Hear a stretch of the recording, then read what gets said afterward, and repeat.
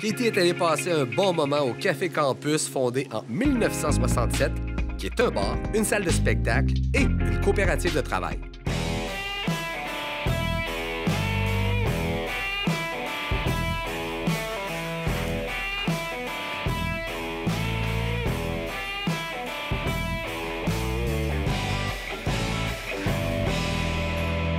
Salut Jean-François. Salut Katie. Ça va bien? Ça va toi? Ça va très bien. On est au Café Campus. C'est bien, vous êtes à la bonne place, oui. Est-ce que tu me fais visiter un peu? Ben oui. La vie de nuit, c'est nécessaire dans une société. C'est indispensable. On essaie de... Parce que ça s'est gentrifié à Montréal. D'un coup, là, ça veut plus de bruit. Ça a laissé la place à des Airbnb. Le tissu social est en train de se détruire à Montréal. Le monde est en train de prendre conscience qu'il nous manque quelque chose. Il nous manque de la vie, il nous manque un cœur, il nous manque des gens qui restent ici. Donc, c'est nécessaire depuis la nuit des temps d'avoir une boîte de nuit, avoir un endroit où se défouler, écouter de la musique fort. Nous autres, au Café Campus, c'est ça qu'on offre. On offre un endroit où tu peux venir te défouler tout en étant en sécurité pour qu'un jeune de 18, 19, 20, 21 ans.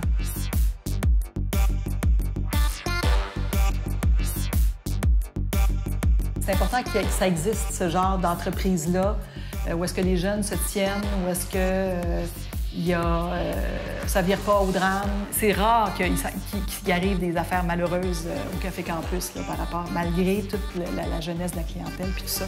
Fait que je pense que c'est un endroit qui est quand même qui véhicule une image de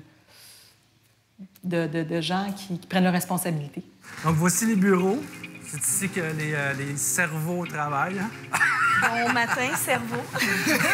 Donc, c'est ici que ça se passe de jour. Donc, ici, on fait le relais. On s'occupe des opérations, mais c'est surtout... ça se passe surtout le soir au Café Campus. Ouais. Hein? Tout le 2/3, même le 3/4 de nos travailleurs travaillent le soir. Donc, les portiers, les DJ, les barmaids, le technicien de son, les gars de ménage rentrent le matin. Donc, le 2/3, 3/4 du monde travaille vraiment le soir. Ici, on s'occupe du relais vers le soir. Donc, et aussi de l'administration générale. Fait que le jour, on s'occupe de quoi? On s'occupe de la coop d'abord. Donc, on a des assemblées générales à préparer, des CA à faire, de comptabilité, de la publicité, du booking de spectacle. Donc, ici, on a Marc... Bonjour Marc. Bonjour Marc. Qui s'occupe de la programmation des spectacles au complet.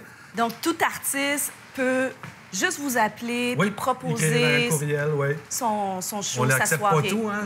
On est sur 12-15 demandes, on en accepte une. C'est un calendrier, on n'a pas des étages, on n'a pas 8 étages, il faut faire des choix. Ouais. Exactement. On a ici en arrière, on a David, qui est un homme à tout faire au café. Bonjour, David. Mais principalement directeur technique au café, technicien de son. The city that I'm living in is full of women and sin. It wouldn't have been like I'm younger in the summer again. I can't pretend. I wonder if my hunger would end. On se trouve au Petit Campus, qui est juste en dessous du Café Campus. Ici, en fait, c'est notre salle de spectacle à l'année, parce qu'on présente aussi des spectacles de temps à autre dans la grande salle. Mais ici, c'est sur une base plus régulière. J'oserais même dire presque à tous les jours.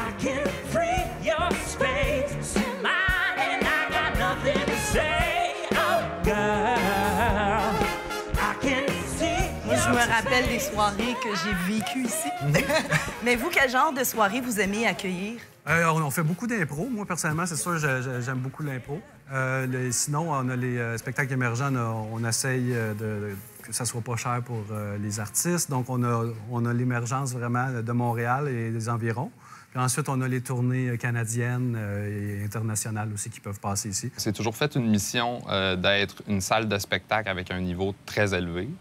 Donc, même si on a un petit format, les conditions puis le professionnalisme qu'on veut offrir aux producteurs puis aux artistes, on se donne le mandat d'être au-dessus de la moyenne pour des salles de notre grosseur. On accepte vraiment toutes les musiques en général. Un calendrier bien varié. C'est ça, exactement. C'est très varié, oui. Puis je pense que vous avez une deuxième salle. On a une deuxième salle qui est principalement la discothèque. On y va? Des fois, il y a des spectacles. Ben oui, on va aller là. Oui.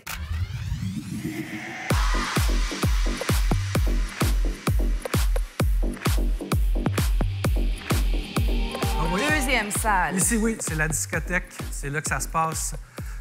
C'est ici qu'on accueille la clientèle là, qui est principalement 18-22 ans, là, qui vient danser, qui vient s'amuser, qui vient boire. Le Café Campus, c'est un joyau hein, pour ce qui est de la discothèque. Juste la discothèque, il n'y a plus des permis qui se délivrent à Montréal pour avoir un endroit pour danser comme ça à 500 personnes. Là. Nice. C'était quand le dernier party? C'était hier soir. Oui, c'est ça, oui. C'est 4 fois par semaine, sûr qu'on est ouvert là, pour la discothèque. Les mardis, les jeudis, vendredis, samedis. Depuis toujours. Et ça, c'est sûr, c'est le cœur du Café Campus, la discothèque. C'est ce qui nous fait vivre. Là. Les spectacles, c'est plus un investissement. OK. Peut-être un service à la communauté? Exactement, c'est plus un service à la communauté. Ça fait partie de notre mission. Il y a toujours eu des spectacles au Café Campus depuis 52 ans. On continue, on va toujours en... Ça rend service aux artistes émergents. Exactement. Qui sont à la recherche de salles pas trop chères pour performer. Oui. C'est accessible à votre clientèle, qui peut avoir accès à des bons spectacles à moindre coût, puis de la bière pas chère. Exactement, c'est ça. C'est un rite d'initiation, le Café Campus, pour quelqu'un qui a 18 ans, quelqu'un qui arrive au Québec. Je confirme. Quelqu'un qui arrive en ville pour les études. C'est un rite initiatique. Donc, ça sera toujours là. Il y aura toujours quelqu'un de 18 ans qui arrive à Montréal, qui cherche une place qui se prend pas pour d'autres, puis qui est accessible, que tu peux revenir souvent parce que c'est pas cher. Est-ce que ça a toujours été une coopérative, le Café Campus? Non, depuis 93, en fait. Parce que je dois t'avouer que j'étais surprise, puis je venais de l'apprendre, moi, que c'était une coopérative. On est devenu une coopérative en 93, mais avant, on était déjà autogéré. Parce qu'à l'origine, on était un OSBL. Et quand on est arrivé ici, question de financement, qui a été important pour nous parce qu'on faisait un grand saut entre Côte-des-Neiges et ici. Le mouvement coopératif nous a permis de mieux financer notre fonctionnement.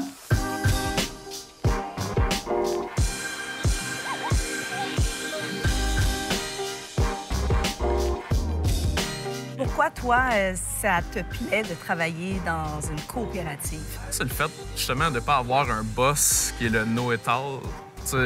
On se consulte pour tout.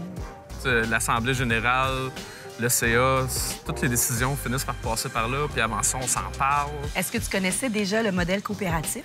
Non, je connaissais pas le modèle coopératif. J'en avais entendu parler, mais c'était pas quelque chose de familier vraiment pour moi. C'était un peu mystérieux. Quand je suis arrivé ici puis qu'on m'a expliqué vraiment c'était quoi, c'est venu me rejoindre vraiment loin. J'avais vraiment le goût de travailler dans ce modèle-là plutôt que le modèle conventionnel. Si tu veux faire quelque chose, tu peux l'essayer. Ça veut pas dire que tu peux tout faire ici, mais tu peux essayer, tu peux présenter des projets. Il y a une liberté aussi, il y a une tolérance dans la différence des gens ici entre nous. Ici, on n'a pas de dress code. Tu n'as pas besoin d'avoir un type de soulier. On va jamais refuser personne à la porte. Ta casquette, ta camisole, viens comme tu veux avec le budget que tu as. Puis tu es assuré d'avoir une soirée de le fun, là, de pas trop réfléchir à quoi que ce soit. C'est clair, un moment donné, oui, à un moment donné, ça va revenir. C'est ça pour avoir les cette année. On est comme vraiment une grosse famille. Souvent, on va rester après le chiffre ensemble. On fait des activités. Comme on s'en va en chalet cet été. Ça va être vraiment le fun, juste le staff. Puis on s'organise des choses beaucoup. Souvent, on aime ça. Puis c'est quelque chose que j'ai jamais... Ouais, c'est ça. Il y a plein de traditions entre barmaid, entre portier, entre nous, entre tout ça. C'est vraiment le fun. Puis ça, c'est quelque chose que j'ai jamais vécu dans les autres bars. Ça nous oblige à la prudence, à être une coop. Parce que les décisions ne sont pas prises sur un coup de tête. Les décisions sont prises en AG. Donc, à chaque fois qu'on prend une décision, elle est mûrement réfléchie. Le secret, c'est l'adaptation, le pouvoir de s'adapter à la situation. Tout change à Montréal. Les habitudes de consommation, qu'est-ce que les jeunes boivent, à quelle heure ils boivent, quel spectacle ils aiment voir, où est-ce qu'ils se tiennent, dans des petits bars. Il y a tous ces changements-là auxquels on doit nous réagir, finalement. Puis est-ce que tu penses que le modèle coopératif, c'est un modèle à promouvoir? C'est le modèle de l'avenir, même du présent? Bien, je pense que oui, en tant que tel. Je trouve, en tout cas, que ça mériterait d'être accessible à plus de gens. Parce que quand j'ai arrêté ici un peu puis que j'ai commencé à regarder ailleurs il y a 2 ans, je me suis rendu compte que tous les autres jobs, c'était pas comme ici. En tant que tel, il n'y a pas moyen de retrouver ce modèle-là à tant de places que ça. En plus, tu dis qu'un bar, ça serait pas une place nécessairement où un modèle coopératif fonctionnerait puis ça marche super bien. Je pense pas que les coopératives vont prendre le dessus du monde des affaires. C'est impossible. On va être réaliste. Je pense qu'il va être de plus en plus présent. Puis, il a fait souvent la preuve que la coop pouvait sauver plein de petites entreprises là, qui étaient très utiles. Pour moi, ouais, c'est très étonnant qu'un bar arrive à vivre 50 ans. Un bar spectacle, c'est extrêmement rare. Puis pour moi, les bars, souvent, c'est un peu une mode. T'sais. Ça vient, ça part, c'est... Il n'y a pas beaucoup de bars qui arrivent à vivre très longtemps. Puis oui, même si j'ai pas fait les 50 années, j'ai comme un peu une fierté de dire que, ouais, cette place-là traverse le temps. Peut-être justement parce que c'est pas une place qui ressemble aux autres.